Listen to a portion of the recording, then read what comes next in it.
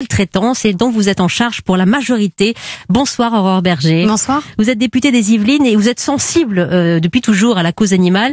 C'est même un sujet qui a teinté votre engagement politique. Quelle qu'ait été votre famille d'adhésion ?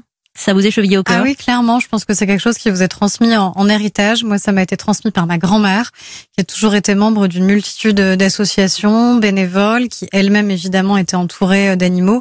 Et je crois qu'il y a un peu cet héritage qu'on reçoit et qu'on a envie aussi d'honorer. Et c'est vrai que quand je suis devenue députée, avec un certain nombre d'autres collègues, Loïc Dombreval, que vous avez déjà reçu, Laetitia Romero-Diaz et d'autres, on s'est dit que ce sujet n'était plus un sujet accessoire, c'était un sujet d'engagement citoyen, était aussi un sujet politique.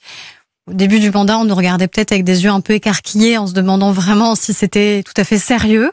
Mais on a tenu bon et on a été écoutés, puisque aujourd'hui on a ce texte qui va être adopté la semaine prochaine. On va en parler, mais est-ce que vous diriez qu'il y a eu une saine émulation avec les votes en faveur du parti animaliste qui ont prouvé que justement il y avait une inclinaison des Français à prendre fait et cause pour les animaux?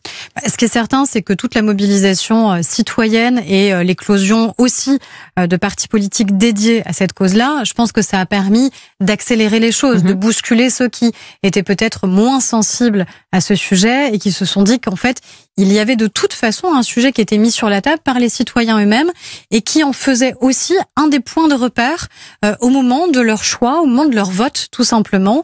Et on l'a vu, par exemple, les élections municipales, combien de partis, de candidats ont considéré que la question de la condition animale était un sujet. Aujourd'hui, vous avez un certain nombre d'adjoints au maire en charge, par exemple, de ce sujet-là.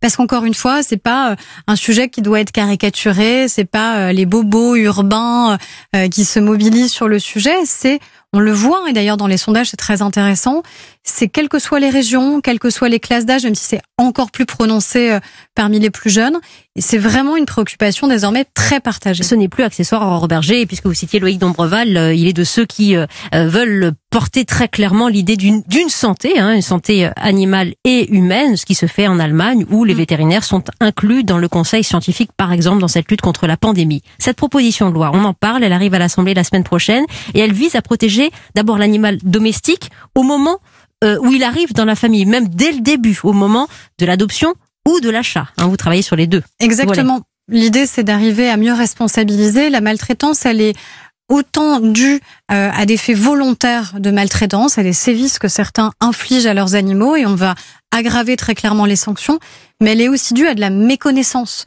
parce qu'on méconnaît finalement les besoins qui sont ceux de l'animal, parce qu'on a un achat compulsif, parce qu'on craque devant un chiot, un chaton, et on peut évidemment le comprendre, sauf que un animal, on s'engage pour toute sa vie à lui. Et donc, on doit être conscient aussi des contraintes qui seront celles liées à l'acquisition d'un animal, à son arrivée dans la famille, et la manière avec laquelle il doit être considéré, traité. C'est le cas aussi, par exemple, pour les chevaux, où on ne se rend pas forcément compte du coût que ça peut engendrer, être propriétaire d'un cheval. Au-delà du respect et de l'éthique animale, c'est aussi des coûts vétérinaires qui sont souvent très lourds à assumer. Et donc, la maltraitance, elle peut aussi venir de cette méconnaissance, d'où le certificat de connaissance qu'on veut absolument mettre en place, qui est désormais dans la loi, qui le sera si elle est adoptée la semaine prochaine, et qui fera justement que le propriétaire ne pourra pas dire « je ne savais pas ». Il sera accompagné dans son achat ou dans l'adoption. Et puis, on veut aussi revoir les lieux au sein desquels vous pouvez demain adopter ou acquérir un animal. C'est là où vous voulez aller très loin de votre côté. La fin des animaleries, vous plaidez pour qu'on y mette un terme en 2024. Ce n'est pas le sentiment de Julien de Normandie qui lui s'est limité à parler d'une charte d'encadrement des adoptions, par exemple sur le Bon Coin, mais pour les ventes en ligne et pour les animaleries, vous dites haro. Avec Loïc Dombreval, on considère, encore une fois, si on veut lutter contre les achats compulsifs, qu'on doit lutter dans les endroits où aujourd'hui ces achats sont réalisés, à la fois sur Internet, déjà pour protéger les acquéreurs, parce qu'aujourd'hui sur Internet, à peu près un tiers des annonces sont des annonces frauduleuses. Donc les gens ne savent pas finalement quel est l'animal qu'ils vont véritablement pouvoir obtenir. Et puis on considère que sur le Bon Coin, désolé, mais entre une petite annonce pour un aspirateur et une petite annonce pour un chiot, ça doit pas être mis sur le même plan et ça n'a aucun sens qu'on puisse continuer. Que des refuges, que des éleveurs puissent faire leur promotion pour se faire connaître et être identifiés, oui, mais l'achat ne doit pas pouvoir être réalisé par une plateforme en ligne. Ça, c'est le premier point. Et sur les animaleries, sur les chiens et sur les chats, on considère en effet que ça n'est plus dans ces lieux-là que l'on doit pouvoir acquérir un animal. Parce que derrière, il y a le trafic, il y a le troisième marché le plus lucratif du monde. Exactement, il y a les trafics d'animaux, il y a le risque encore une fois d'achat compulsif, il y a un encadrement qui n'est pas le même. Quand vous venez dans un refuge, les premières questions qu'on vous pose, c'est sur votre capacité à pouvoir vous occuper de cet animal, la composition de votre famille. Est-ce que vous êtes en appartement? Est-ce que vous êtes en maison? Quelle est votre activité professionnelle? Est-ce que vous aurez le temps, les moyens? On vous accompagne en vérité dans cette adoption. Les refuges, ils sont pas là juste pour caser des animaux, mais pour s'assurer que celui qui va adopter est apte à le faire. Et il faut que ce soit le cas partout où on peut acquérir un animal. Et vous le savez, Aurore Berger, vous qui faites le tour des refuges, et vous étiez encore il y a quelques jours à Bazoches, refuge de la Fondation Bardot. Ces sujets suscitent de la passion et vous porterez cette cause et vous plaiderez pour cette cause cette semaine. Est-ce vrai que Christophe Castaner, chef de la majorité à l'Assemblée nationale, vous a fait passer la consigne suivante: aucun article sur la chasse, aucun article sur l'élevage? Aurore Berger? C'est vrai que cette proposition de loi, elle a dû être un compromis.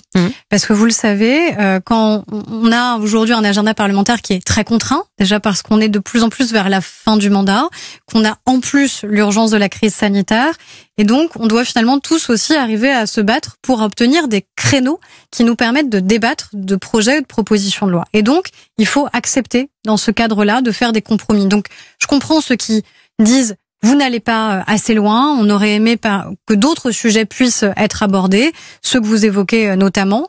Mais en vérité, on n'aurait pas obtenu ce créneau parlementaire si on avait voulu absolument tout mettre. Et donc, il y a des choses en effet qui, pour certains, vont considérer qu'elles manquent peut-être. Moi, je vois surtout un immense pas en avant, parce que pour la première fois, on va avoir une proposition de loi portée par la majorité qui va donc être adoptée et qui va devenir demain notre quotidien et qui prend quand même des décisions majeures sur l'animal domestique, sur l'aggravation des sanctions en cas de maltraitance et sur la partie aussi des animaux sauvages, sur la question des cirques, en particulier des montreurs d'ours et de loups, le respect qu'on doit aux animaux sauvages. Et je crois que ça, on peut se réjouir d'avoir déjà ces avancées. En effet, Aurore Berger, un dernier mot sur le Parlement qui a définitivement adopté une proposition de loi sur le patrimoine sensoriel qui ne pourra plus être la cause de plaintes pour troubles au voisinage. Donc on ne pourra plus se plaindre du chant du coq, du chant du cigale ou de l'odeur du crottin de cheval.